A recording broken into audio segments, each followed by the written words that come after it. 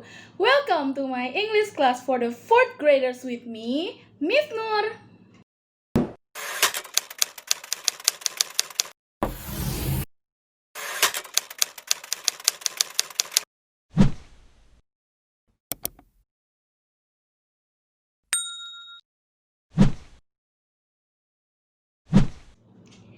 Well kids, in this video we are going to talk about the subject pronoun, the object pronoun, like or likes, and dislike or dislikes. Now let's check this out. Baiklah anak-anak, sekarang kita masuk ke pembahasan pertama ya. Nah, kita mau bahas tentang subjek dan objek pronoun. Nah, sebelumnya Miss Nur mau tanya nih, udah pada tahu belum sih apa sih yang dimaksud dengan pronouns? Ayo, ada yang tahu nggak? Oke, sedikit Miss Nur kasih tahu. Jadi pronouns itu merupakan kata ganti orang. Nah, di sini kita dibagi atas subject pronoun dan object pronouns. Kalau begitu kita langsung aja yuk bahas. Yang pertama itu tentang subject pronoun. Nah, subject pronouns itu adalah di sini penjelasannya, subject pronoun is a pronoun which performs an action in a sentence. Jadi a pronoun which performs an action in a sentence, yang artinya merupakan sebuah kata ganti yang fungsinya sebagai pelaku atau orang yang melakukan tindakan dalam sebuah kalimat. Jadi kalau subjek itu orang yang melakukan tindakan, ya. Contohnya di sini Miss Nur punya satu buah gambar. Ada seorang anak laki-laki sedang menatap ke layar komputer. Nah, ada kalimat he stares at computer. He stares at computer. Nah, kata he di sini maksud Miss Nur, kata stares di sini merupakan action word atau kata kerja aksi. Jadi kata kerjanya, tindakannya. Sedangkan he di sini sebagai doing the action, yang sedang mengerjakan tindakan tersebut. Jadi he di sini adalah pelakunya, sedangkan stares di sini adalah tindakannya. Jadi di sini kita menggunakan he sebagai subject pronoun. Oke, selanjutnya kita masuk ke object pronoun. Apa sih object pronoun itu? Oke, object pronoun itu bisa diartikan sebagai a pronoun which receives the action in a sentence. Ya, jadi sebuah kata ganti yang fungsinya sebagai korban terlaku atau orang yang menerima tindakan dalam sebuah kalimat. Kalau tadi kan subject pronouns itu orang yang melakukan tindakannya. Nah, kalau object pronouns itu orang yang dikenai tindakan. Jadi orang yang menerima tindakannya itu. Gitu. Itu kalau object pronouns. Nah, kita bisa lihat dari pola ya. Kalimat berikut masih sama. Ada seorang anak laki-laki. Di sini kalimatnya adalah he stares at it. Nah, di kalimat subjek tadi, subject pronoun kalimatnya he stares at computer. Nah, sekarang kalimatnya adalah he stares at it. At it, ya, beda. Nah, kata stares di sini seperti yang tadi sudah Miss Nur jelaskan merupakan kata kerja. Berarti tindakannya ya. Sedangkan he di sini sebagai subject pronouns atau orang yang melakukan tindakan. Nah, kata it di sini sebagai pengganti computer yang kalimat pertama tadi. Jadi dia itu yang receiving the action, dia yang menerima tindakan dari si subject pronoun tadi. Ya, dari computer berubah jadi it. Nah, ini disebut object pronoun. Gitu. Jadi bedanya subjek dengan objek, kalau subject pronouns itu orang yang melakukan tindakan, kalau object pronouns kata gantinya yang dikenai tindakan atau yang menerima tindakan. Gitu bedanya. Oke, lanjut. Sekarang kita masuk ke tabel. Nah, di sini ada tabel penggunaan subject pronoun dan object pronoun. Ya, jadi kata kerja ini nanti berubah, tidak sama antara subjek dengan objek, walaupun dia sama-sama maknanya saya, kamu, mereka, tapi katanya akan berubah, akan berbeda. Oke, sekarang kita lihat pada subject pronouns di sini. Kata I ketika dia sebagai subject pronouns, maka namanya jadi I ya. I, tapi ketika dia menjadi object pronouns, maka dia berubah jadi me. Begitu juga dengan they sebagai subjek, sedangkan sebagai objek jadi them. Lalu ada we menjadi us, he menjadi him, she menjadi her. Oke? Oke, dan ada pengecualian kalau dari 5 ini, dari subjek ke objek itu mendapatkan pergantian atau perubahan kata, sedangkan ada 2 pronouns yang tidak memiliki perubahan kata. Apa aja itu? Nah, yang pertama itu adalah kata you, pronoun you. Nah, you dan it.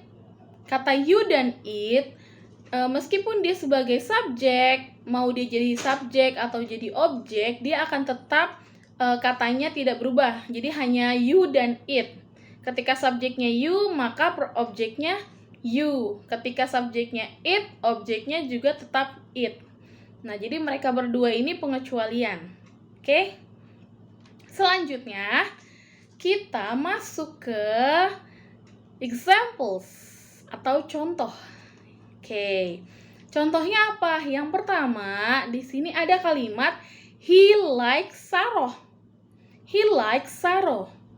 Oke, kata he di sini merupakan subject pronoun. Ya, subject pronoun karena dia berada letaknya sebagai orang yang melakukan tindakan. Dia menyukai Sarah. Jadi yang suka itu si dianya ini. Jadi dia melakukan tindakan. Oke, sedangkan kalau kalimat yang kedua ada Saroh likes him. Oke, kalau kita lihat kata him di sini merupakan object pronoun.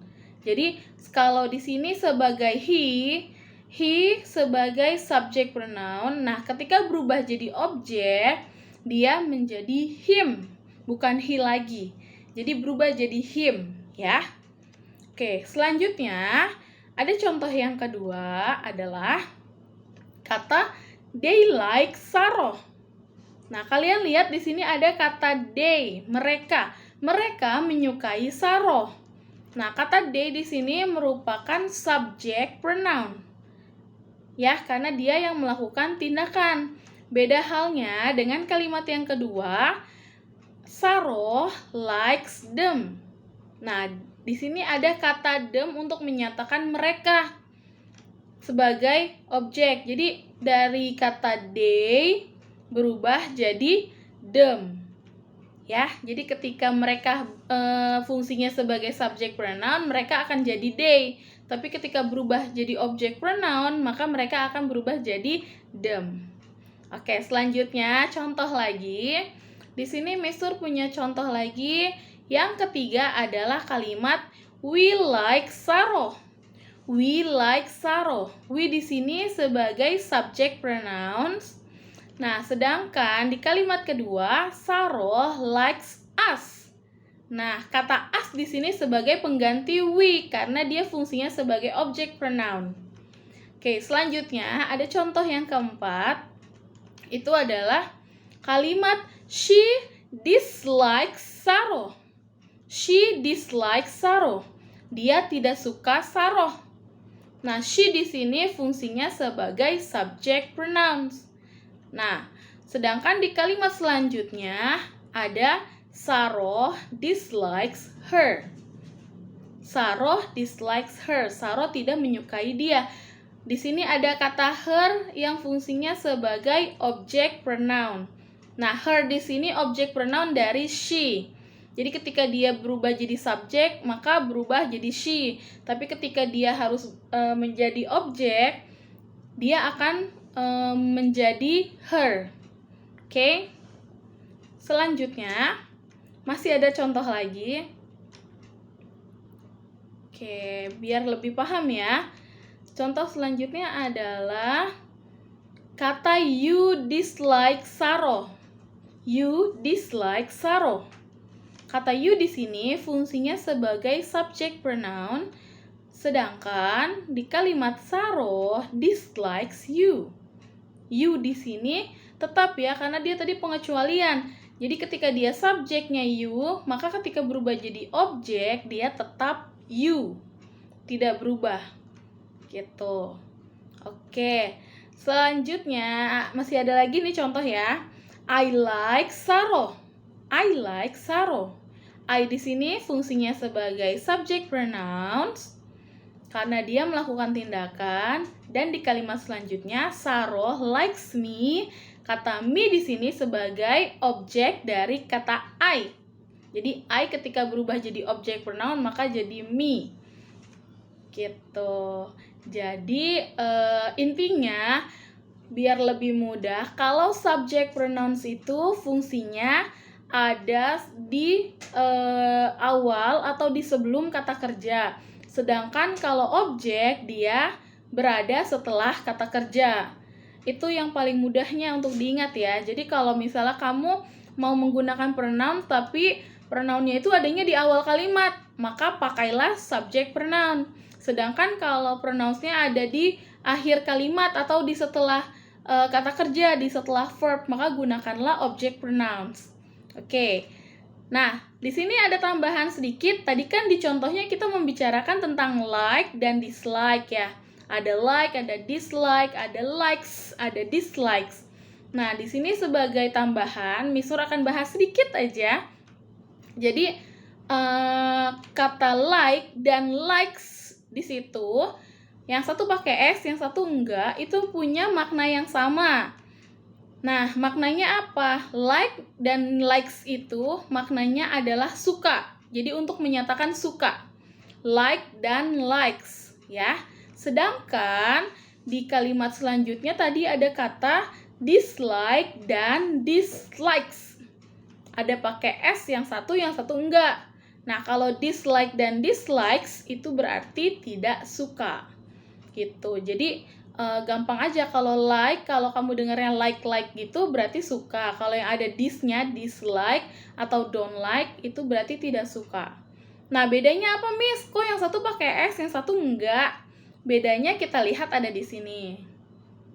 Nah, bedanya adalah kalau untuk like ya, like dan dislike, jadi yang tidak menggunakan kata S itu fungsinya untuk subjek yang berupa I, you, they, we, Juki and Sarah, dua nama orang, Juki, Sarah, and I. Nah, ada beberapa nama orang, salah satunya itu adalah diri kita sendiri, maka itu kita gunakannya like atau dislike yang tanpa S.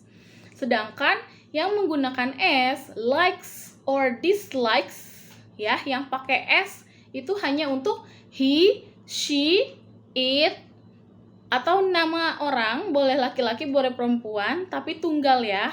Terus kata benda, ya, pekerjaan dan lain sebagainya. Intinya yang singular, yang tunggal, cuma satu. Jadi kalau kata gantinya cuma ada satu, maka kita pakainya ada S-nya, likes or dislikes. Demikianlah pembahasan kita pada kali ini. Mudah-mudahan apa yang sudah Mister sampaikan dapat bermanfaat untuk kalian semua ya.